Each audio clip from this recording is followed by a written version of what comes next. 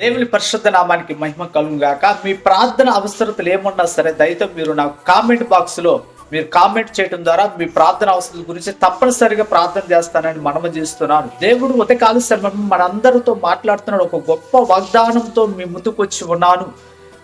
ఈ దేవుడు మనకు తోడుగా ఉంటే మన జీవితాలలో అన్ని విజయాలే, అన్ని దీవెనలు, అన్ని మేలులు జరుగుతాయి. ప్రియ అక్క చెల్లి తమ్ముడా, ఈ దేవుడు ఇశ్రాయేలు జనాంగానికి 40 సంవత్సరాల నుండి తోడుగా ఉండి నడిపించాడు. కాబట్టి వారి జీవితాలలో వారి అరణ్య ప్రయాణములు అన్ని మేలులతోటి, అన్ని దీవెనలతోటి, అన్ని ఆశీర్వాదాలతో ముందుకు నడిపించాడు.